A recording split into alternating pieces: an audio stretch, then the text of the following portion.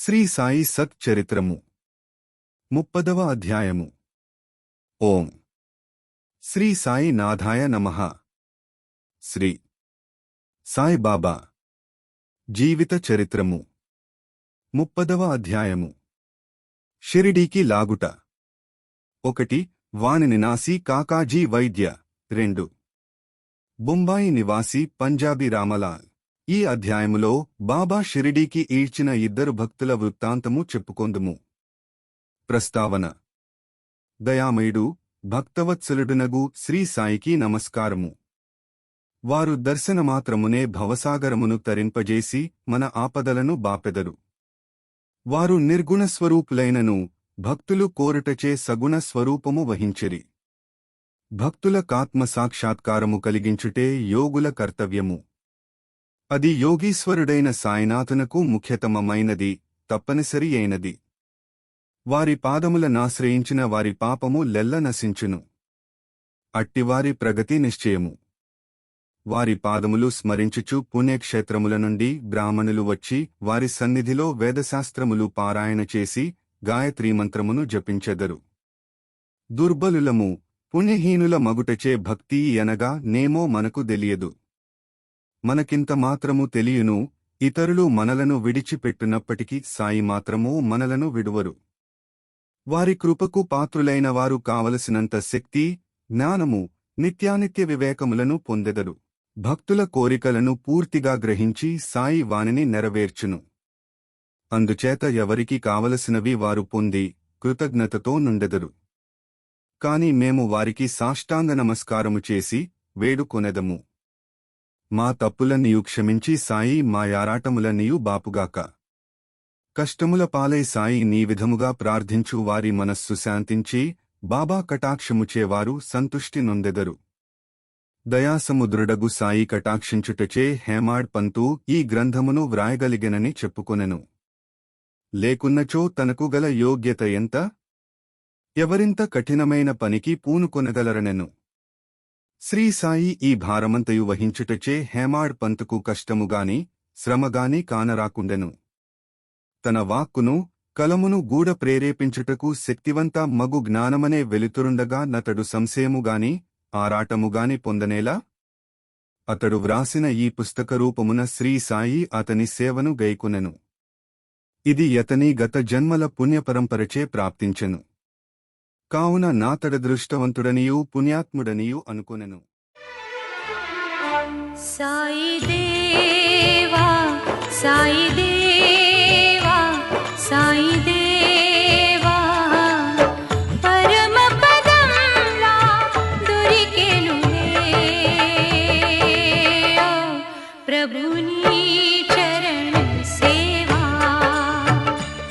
ప్రభుని చరణ సేవా సాయి దేవా సాయి దేవా సాయి. ఈ క్రింది కథ సాధారణ కథ కాదు, స్వచ్ఛమైన యమృతము. దీనినెవరు త్రాగెదరో వారు సాయి మహిమను సర్వాంతర్యామిత్వమును దెలిసికొందురు. వాదించువారు, విమర్శించువారు ఈ కథలను చదువనక్కరలేదు. దీనికి కావలసినది ఎంతులేని ప్రేమ, భక్తి, వివాదము కాదు. జ్ఞానులు, భక్తి విశ్వాసములు గలవారు లేదా యోగుల సేవకులమనుకునువారు ఈ కథల నిష్టపడి మెచ్చుకునెదరు. తదితరులు కాకమ్మ కథలనుకొందురు. అదృష్టవంతులైన సాయి భక్తులు సాయి లీలలను కల్పతరువుగా భావించెదరు. ఈ సాయి లీలామృతమును త్రాగినచో అజ్ఞానులకు జన్మరాహిత్యము కలుగును, గృహస్థులకు సంతృప్తి కలుగును, ముముక్షువులకిది సాధనగా నుపకరించును. ఇక ఈ అధ్యాయములోని కథను ప్రారంభించెదము. కాకాజీ వైద్య. నాసిక్ జిల్లా వానిలో కాకాజీ వైద్య ఎనువాడుండెను. అతడచటి సప్తశృంగి దేవతకు పూజారి. అతడనేక కష్టముల పాలే మనశ్శాంతిని పోగొట్టుకుని చంచల మనస్కు డయ్యెను. అట్టి పరిస్థితులలో ఒకనాటి సాయంకాలము దేవతాలయమునకు బోయి తనను ఆందోళన నుండి కాపాడుమని హృదయపూర్వకముగా వేడుకొనెను. అతని భక్తికి దేవత సంతసించి యానాటి రాత్రి యాతనికి స్వప్నమునగాన్పించి బాబా వద్దకు పొమ్ము, నీ మనస్సు శాంతి వహించు ననెను. ఈ బాబా ఎవరో దేవి నడిగి తెలిసికొనుటకు కాకాజీ ఉత్సహించెను. కాని ఇంతలోనే అతనికి మెలకువ కలిగెను. ఈ బాబా ఎవరైయుండవచ్చునని అతడు యోచించెను. కొంతసేపు ఆలోచించిన పిమ్మట ఈ బాబా త్ర్యంబకేశ్వరుడు, శివుడు కావచ్చునని అతడు పుణ్యస్థలమగు త్ర్యంబకము, నాసిక్ జిల్లా వెళ్ళెను. అచ్చట 10 రోజులుండెను. అక్కడున్నంతకాలము వేకువజామున స్నానము చేసి రుద్రమును జపించుచు అభిషేకమును తదితర పూజలను గావించెను. అయినప్పటికీ మునుపటివలనే అశాంతమనస్కుడుగా నుండెను. పిమ్మట స్వగ్రామమునకు తిరిగివచ్చి దేవతను తిరిగి వేడుకొనెను. ఆ రాత్రి ఆమె స్వప్నములో గనిపించి ఎట్లనెను: అనవసరముగా త్ర్యంబకేశ్వరమెందుకు వెళ్ళినావు? బాబాయనగా షిరిడీ సాయిబాబాయని నా అభిప్రాయము. షిరిడీకి పోవుటెట్లు? ఎప్పుడు పోవలెను? బాబాను జూచుటెట్లు? అని కాకాజీ మనోవ్యాకులత పొందుచుండెను. ఎవరైనా యోగీశ్వరుని చూడవలెననుకున్నచో ఆ యోగియేగాక దైవము కూడా అతని కోరికను నెరవేర్చుటకు సహాయపడును. యథార్థముగా యోగియు భగవంతుడును నొకరే, వారిలో నేమియు భేదము లేదు. ఎవరైనా తానైపోయి యోగిని దర్శించుటన్నది యుత్తబూటకము. యోగి సంకల్పించనిదే వారిని జూడగలుగు వారెవరు? అతని యాజ్ఞ లేక చెట్టు ఆకు గూడ కదలదు. యోగి దర్శనమునకై భక్తుడు ఎంత వేదన పడునో, ఎంత భక్తి విశ్వాసములు జూపునో, ఎంత త్వరగాను బలముగాను అతని కోరిక నెరవేరును. దర్శనమునకై ఆహ్వానించువాడే వచ్చువానికి స్వాగత సన్నాహము లోనర్చును. కాకాజీ విషయములో అట్లే స్వాగత సన్నాహము లోనర్చెను. కాకాజీ విషయములో అట్లే జరిగెను. శ్యామా మ్రొక్కు. కాకాజీ షిరిడీకి పోవుట కాలోచించుచుండగా ఒక యతిథి అతనిని షిరిడీకి తీసుకుని పోవుట కాతని ఇంటికే వచ్చెను. అతడింకెవరో కాదు, బాబాకు ముఖ్య భక్తుడగు శ్యామాయే. శ్యామ ఆ సమయమున వానికి ఎట్లు వచ్చెనో చూతుము. శ్యామ బాల్యములో జబ్బు పడినప్పుడు ఆయన తల్లి తమ గృహదేవతయగు వానిలోని సప్తశృంగి దేవతకి, జబ్బు నయము కాగానే నీ దర్శనమునకు వచ్చి బిడ్డను నీ పాదములపై బెట్టెదనని మ్రొక్కుకొనెను. కొన్ని సంవత్సరముల పిమ్మట ఆ తల్లికి కుచములపై తామర లేచి ఆమె మిక్కిలి బాధపడెను. తనకు నయమైనచో 2 వెండి కుచములు సమర్పించెదనని అప్పుడింకొక మ్రొక్కు మ్రొక్కెను. కాని ఈ 2 మ్రొక్కులు కూడా ఆమె చెల్లించలేదు. ఆమె చనిపోవునప్పుడు ఈ సంగతి శ్యామాకు చెప్పి 2 మ్రొక్కులు చెల్లించు భారము నాతనిపై వైచి ఆమె మృతి చెందెను. శ్యామ కొన్నాళ్లకు ఆ మ్రొక్కులను పూర్తిగా మరచెను. ఇట్లు 30 సంవత్సరములు గడచెను. అప్పట్లో షిరిడీకి ఒక పేరు పొందిన జ్యోతిష్కుడు వచ్చి నెల దినములచట మకాము చేసెను. అతడు శ్రీమాన్ బుట్టి మొదలగు వారికి చెప్పిన భవిష్యత్తు సంతృప్తికరముగా నుండెను. శ్యామ తమ్ముడు బాపాజీ జ్యోతిష్ పండితుని సంప్రదించగా అతడు తల్లి మ్రొక్కుకున్న మ్రొక్కులు చెల్లించకపోవుటచే వారికి కష్టములు సప్తశృంగి దేవత కలుగజేయుచున్నదనెను. బాపాజీ ఈ సంగతి శ్యామాకు తెలియపరచెను. అప్పుడు శ్యామాకు సర్వము జ్ఞప్తికి వచ్చెను. ఇంకను ఆలస్యము చేసినచో హానికరమని ఎంచి శ్యామ ఒక కంసాలిని బిలచి 2 వెండి కుచములను చేయించెను. మసీదుకు బోయి బాబా పాదములపై బడి 2 కుచముల నచటబెట్టి తన మ్రొక్కులను చెల్లజేయుమని, బాబాయే తన సప్తశృంగి దేవత ఎగుటచే వాని నామోదించమని వేడెను. నీవు స్వయముగా బోయి సప్తశృంగి దేవతకు మ్రొక్కును చెల్లింపుమని బాబా నిర్బంధించెను. బాబా ఊదీని ఆశీర్వదమును పొంది శ్యామ వాణి పట్టణమునకు బయలుదేరెను. పూజారి ఇల్లు వెదకుచూ తుదకు కాకాజీ ఇల్లు చేరెను. అప్పుడు కాకాజీ షిరిడీకి పోవలెనని గొప్ప కుతూహలముతో నుండెను. అట్టి సమయములో శ్యామ వారింటికి వెళ్ళెను. ఇది ఎంత యాశ్చర్యకరమైన కలయికయో చూడుడు. మీరెవ్వరు? ఎచట నుండి వచ్చినా రని కాకాజీ అడిగెను. నాది షిరిడీ. నేను సప్తశృంగి మ్రొక్కు చెల్లించుటాకిక్కడకు వచ్చినా నని శ్యామ ఎనెను. షిరిడీ నుండి వచ్చెనని తెలియగానే శ్యామాను కాకజీ కౌగిలించుకొనెను. ప్రేమచే మైమరచెను. వారు సాయిలీలల గూర్చి ముచ్చటించుకొనిరి. శ్యామ మ్రొక్కులన్నీయు చెల్లించిన పిమ్మట వారిద్దరూ షిరిడీకి బయలుదేరిరి. షిరిడీకి చేరగనే కాకాజీ మసీదుకు బోయి బాబాను జూచి వారి పాదములపై బడెను. అతని కండ్లు కన్నీటితో నిండెను. అతని మనస్సు శాంతించెను. సప్తశృంగిదేవత స్వప్నములో తెలియపరచిన రీతిగా బాబాను చూడగనే అతని మనస్సులోని చంచలత్వమంతయు పోయి ప్రశాంతి వహించెను. కాకాజీ తన మనస్సులో నిట్లనుకొనెను. ఏమీ ఈ అద్భుత శక్తి, బాబా ఏమీయూ పలుకలేదు. ఉత్తర ప్రత్యుత్తరములు కూడా జరగలేదు. ఆశీర్వచనములనైన పలుకలేదు. కేవలము వారి దర్శనమే సంతోషమునకు కారణమయ్యెను. వారి దర్శనమాత్రముననే నామనశ్చాంచల్యము పోయినది. అంతరంగమున ఆనందముద్భవించినది.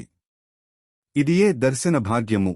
అతడు తన దృష్టి సాయినాథుని పాదములపై నిగిడించెను. అతని నోట మాట రాకుండెను. బాబా లీలలు విని యతని సంతోషమున కంతులేకుండెను. బాబాను సర్వస్య శరణాగతి వేడెను. తన వేదనను బాధలను మరచెను. స్వచ్ఛమైన యానందమును పొందెను. అక్కడ 12 రోజులు సుఖముగా నుండి తుదకు బాబా సెలవు తీసుకుని వారి ఊదీ ప్రసాదమును ఆశీర్వచనమును పొంది ఇల్లు చేరెను. దేవా పరమపదంలా దొరికెనులే ఓ ప్రభుని చరణ సేవా ప్రభుని చరణ సేవా సాయి దేవా సాయి దేవా సాయి దేవా.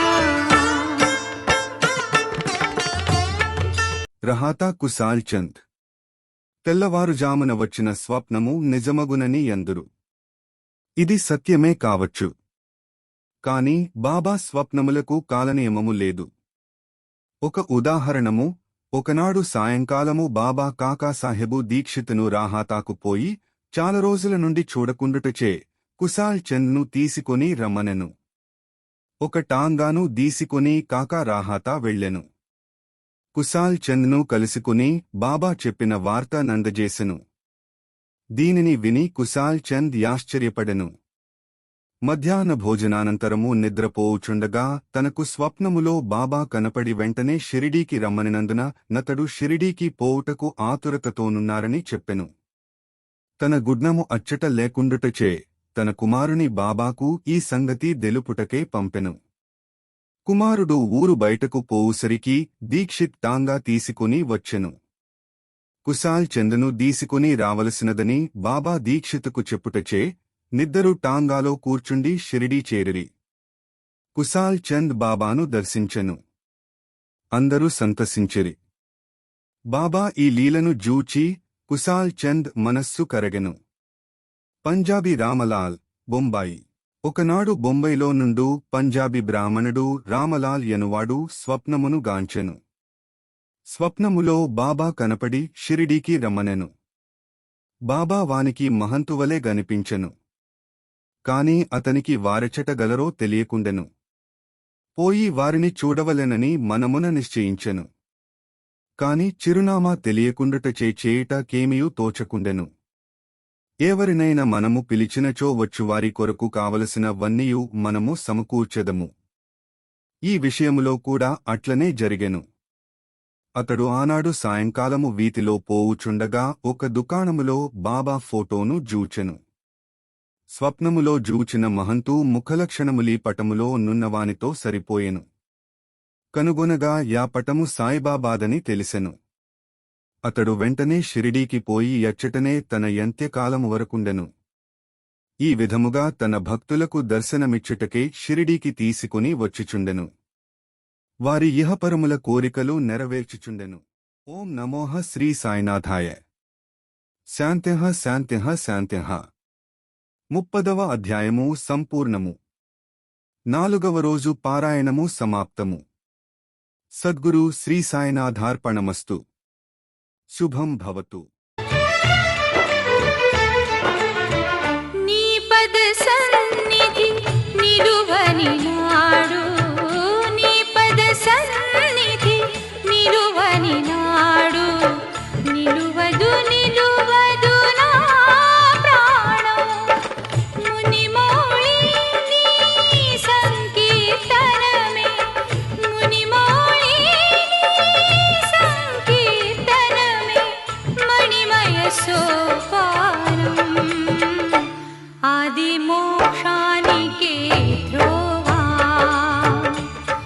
అది మోక్షానికే